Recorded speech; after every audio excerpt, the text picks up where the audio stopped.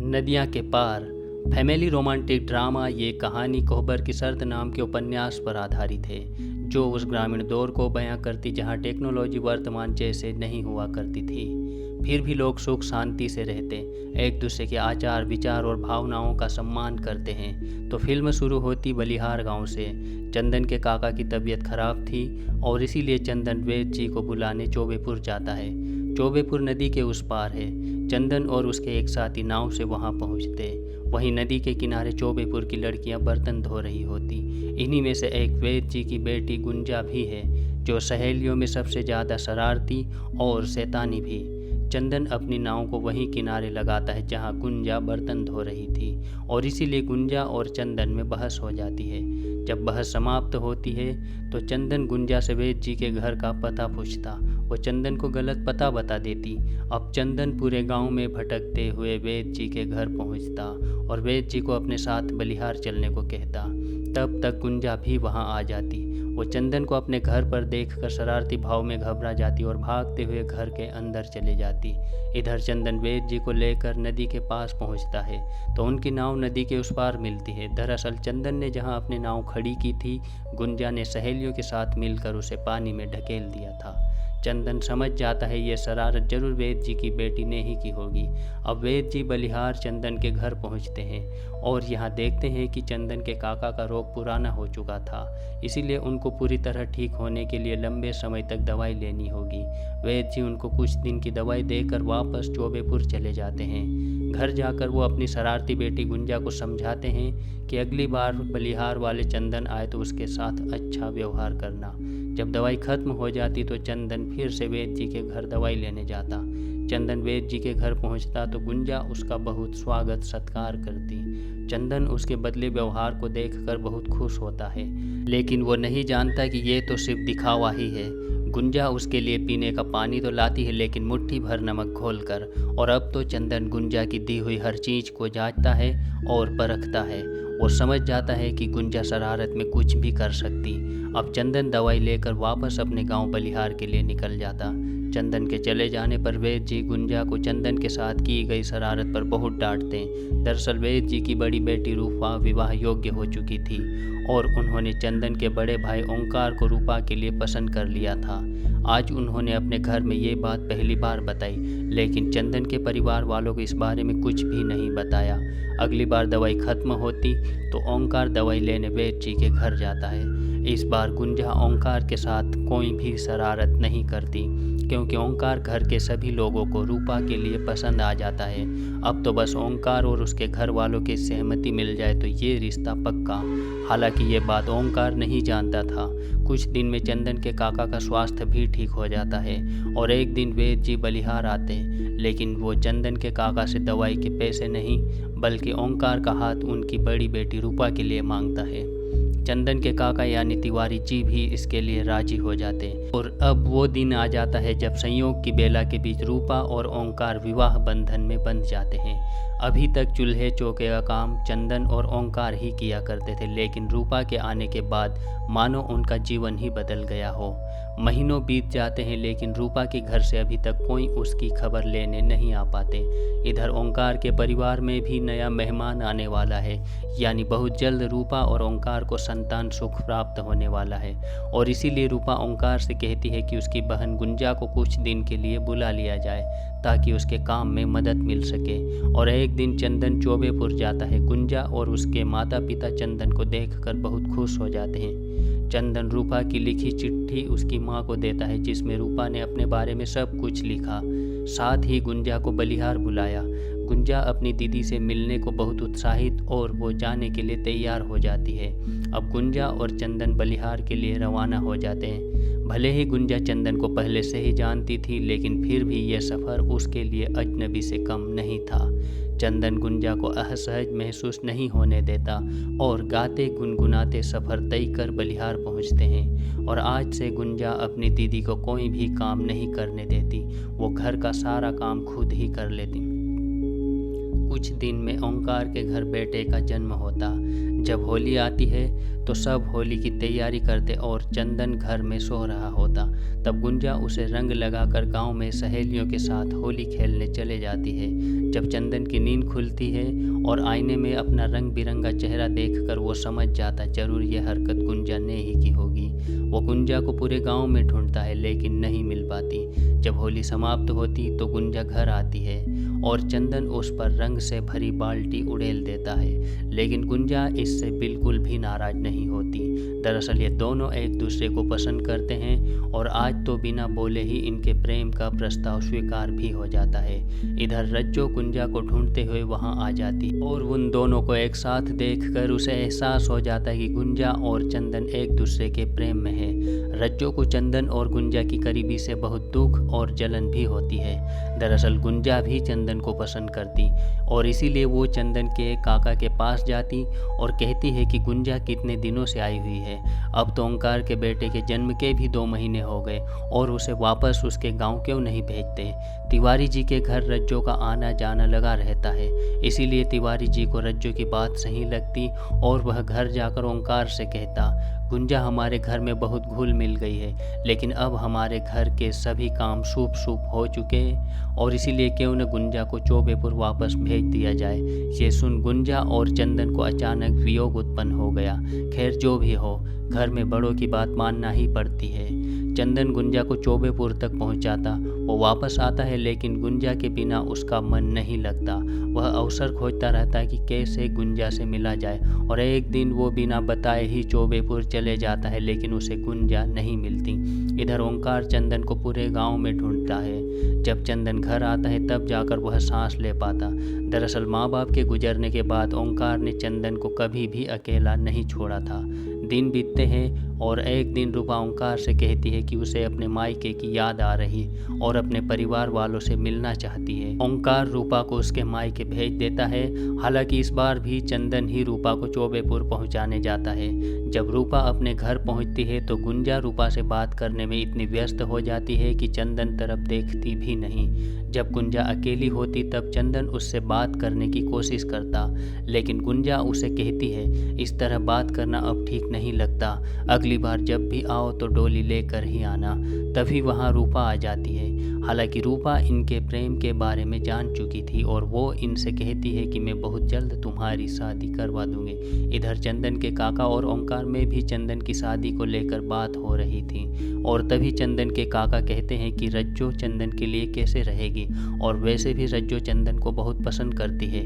हालांकि ओंकार भी यही कहना चाहता और दोनों रज्जो की बुआ के घर जाकर चंदन का रिश्ता रज्जो से तय करके आ जाते हैं। जब चंदन बलिहार पहुंच रहा होता तो गांव के बाहर रज्जो उसे मिल जाती है। दरअसल वो चंदन को ये बताने आई थी कि उसकी शादी तय हो गई है। ये सुन चंदन बहुत खुश हो जाता, लेकिन दुख तो तब होता है जब उसे पता चलता है कि चंदन से ही उसका रिश्ता तय हुआ है। चंदन कहता, तुम बहुत अच्छी हो, मैंने बचपन से तुम्हें देखा पहचाना, साथ साथ बड़े भी हुए, लेकिन ये मन तो किसी और को चाहता है। मन तो एक ही होता है और ना जाने कब और कैसे गुंजा का हो गया पता ही नहीं चला। मैं तो सिर्फ गुंजा को चाहता हूँ और गुंजा भी मुझे उतना ही चाहती है। यह सुन रज्जो के हृदय पर पहाड़ टूट जाता है और वो बहुत रोती है और वहाँ से चले जाती है। जो भाग्य में नहीं उसके लिए मोह कैसा। अब सीन चेंज होता है और वैद्य जी के घर को दिखाया जाता है, जहाँ आंगन में बैठी गुंजा और उसकी सहेली आपस में उस शर्त की बातें कर रही होती जो गुंजा ने चंदन से की थी। अब तक यहाँ सब ठीक चल रहा होता, तभी रूपा अपने बेटे को आंगन में छोड़कर छत पर कपड़े लेने जाती है, लेकिन जब वापस आती तो वो देखती रूपा का बेटा जलते हुए चूल्हे के पास जा रहा होता और जलते चूल्हे पर रखे गर्म पानी के पतीले को धक्का मारने वाला है। ये देख रूपा घबरा कर सीढ़ियों से उतरती है, जिससे उसका पैर फिसल जाता और वो गिर जाती है। गहरी चोट लगने के कारण वो बेहोश हो जाती। जब तक चंदन और ओंकार वहां पहुंचते तब तक रूपा जिंदगी की जंग हार जाती और देखते ही देखते खुशियां आंसुओं में बदल जाती, जिसे शब्दों में बयां नहीं किया जा सकता। दिन बीतते लेकिन ओंकार और पूरा परिवार आज भी उस सदमे से बाहर नहीं हो पाया। हालत ये है कि मानो समय थम सा गया हो, संसार उजड़ सा गया हो। चंदन जैसे तैसे अपने भाई को संभालता है और वापस खेत खलिहान में काम करने लगता है। इधर वेद जी के घर में भी उस दर्द से उभर पाना बहुत मुश्किल था, फिर भी जिंदगी को संभालने की कोशिश करते हैं। समय के साथ साथ रूपा का बेटा भी गुंजा के व्यवहार में ढल गया, मानो गुंजा ही उसकी माँ हो। एक दिन वेद जी बलिहार जाते और ओंकार से को दूसरा ब्याह करने को कहते, लेकिन ओंकार रूपा को हृदय से दूर नहीं कर पा रहा था और अपने बेटे के लिए सौतेली माँ लाकर उसे और अधिक दुख देना नहीं चाहता, इसलिए वह दूसरा ब्याह करने से मना कर देता है। हालांकि चंदन और उसके काका भी ओंकार को दूसरा ब्याह करने को कहते ताकि वह फिर से हंसने बोलने लग जाए, लेकिन ओंकार कहता यदि घर ही संभालना है तो चंदन का ब्याह क्यों नहीं करा देते।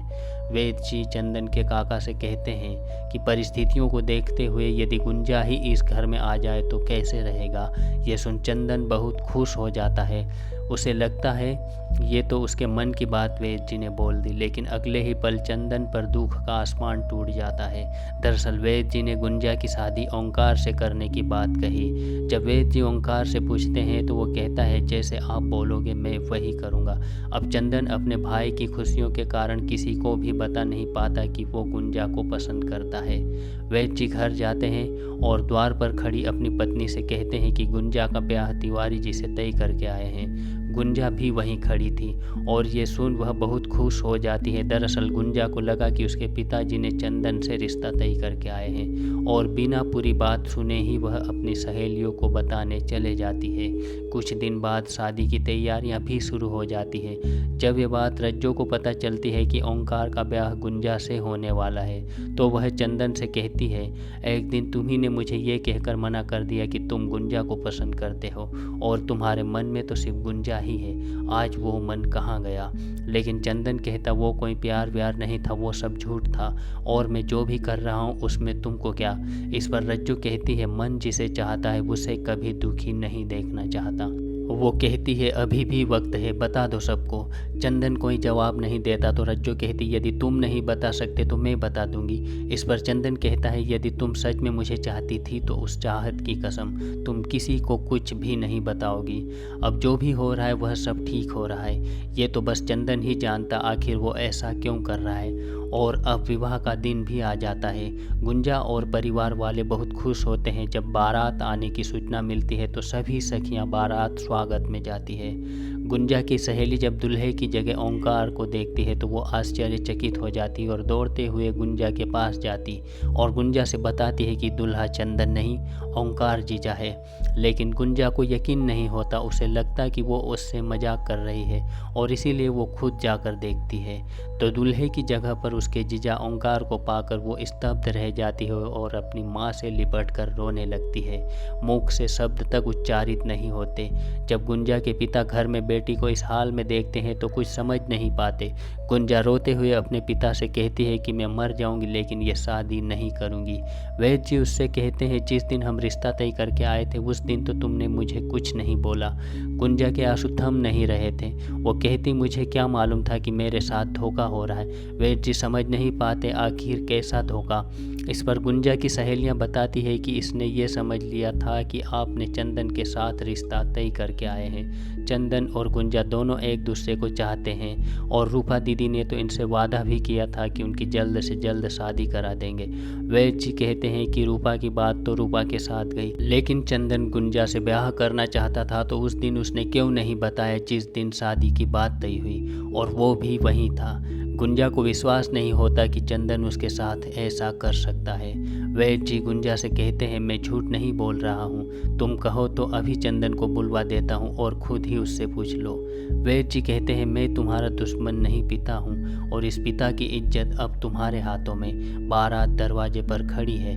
गुंजा ना चाहते हुए भी अपने पिता के सम्मान के लिए उनकी बात मान जाती और इस बेला को आगे बढ़ाती है। गुंजा को ओंकार के साथ फेरे लेने पड़ते हैं। अब तो दुख और भी ज़्यादा बढ़ जाता है। गुंजा के परिवार वाले और सखी सहेली फैमिली सबकी आंखों में आंसू छलक पड़ते हैं। फेरे के साथ साथ गुंजा वो पल वो प्रीत भी याद करती जो उसने चंदन के साथ बिताए थे, लेकिन अब तो उनका कोई मतलब नहीं था।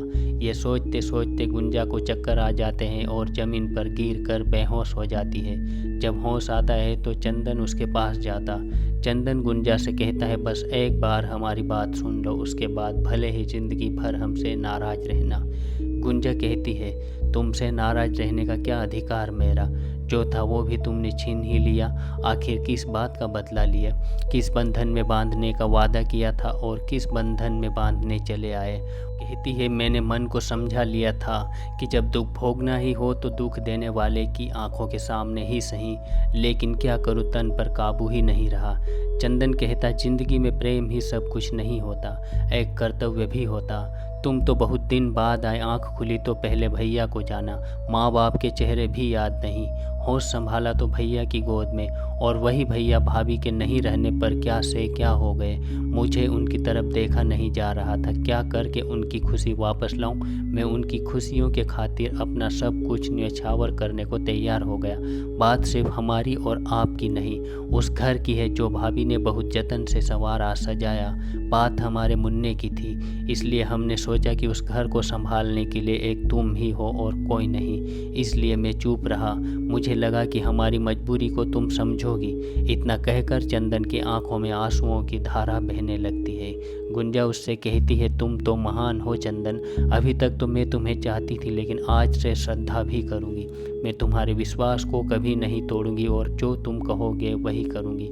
लेकिन वहीं ओंकार आ जाता है। दरअसल वो उनकी सारी बातें सुन चुका है। वो कहता है, मेरे लिए तुम अपनी खुशियाँ छोड़ दोगे और मैं खुश हो जाऊँ, ये सोच भी कैसे लिया? और वो बाहर जाकर वेद जी को बताते हैं कि गुंजा का विवाह तो सिर्फ चंदन के साथ ही होगा, और दोनों परिवार मान जाते हैं। फिर गुंजा का विवाह चंदन के साथ हो जाता है और ये कहानी यहीं पर समाप्त हो जाती है। ये फिल्म 1 जनवरी 1982 को सिनेमा घरों में रिलीज हुई थी। फिल्म का बजट लगभग 80 लाख और world wide collection 4 crore 50 lakh के साथ सुपर हिट रही। IMDb पर रेटिंग 8.1 है। तो उम्मीद करते हैं ये कहानी आपको पसंद आई होगी, और ऐसा है तो हमारे चैनल को सब्सक्राइब करें। धन्यवाद।